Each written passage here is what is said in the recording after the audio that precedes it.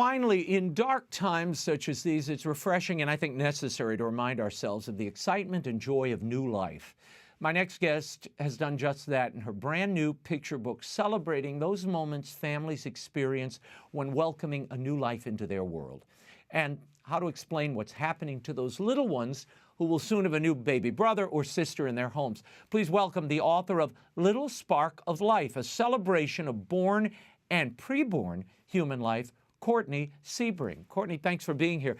What was the inspiration for Little Spark of Life?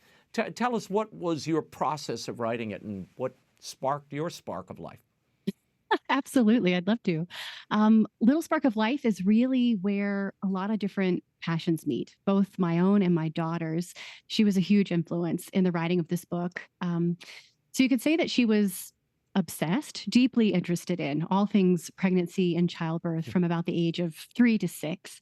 And so, Huh. just by virtue of being around that all the time, the art that she made, the dramatic play, that was a huge Mm. influence on the book. And in the middle of all this, when she was around 4 years old, my husband and I became really interested in learning more about the pro life movement. And that was when I first began to write the poem Little Spark of Life that eventually became the book. So it's really a combination of Mm. my daughter's awe and wonder on the subject of new life and everything that I personally was learning about pro-life apologetics at the time. It was really important Mm. to me to not only create a book that spoke to the science behind the question, where do babies come from, but also to include specific truths that are honestly under attack right now in our culture. Mm. Little Spark of Life really piques the curiosity, I think, of kids who may be Mhm. expecting a little brother or sister. You take readers from the little spark that grows week by week and month by month into a one-of-a-kind human life in a wondrous and informative way. What have Thank readers you. said about the book, especially on how kids react to it, I wonder?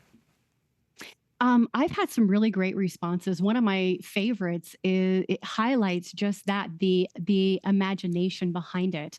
That the book is written in a way where kids can really understand this thing that is so hard to understand, that it's hidden from view, which is one of the lines in the book.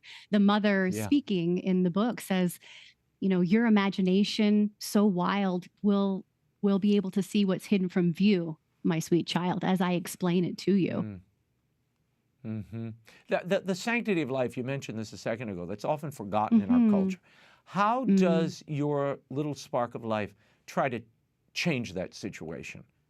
I mean, what's different in your approach with this book? Yeah, great question. Well, when I think about how Little Spark of Life is supporting the pro-life message, I immediately think of the long term.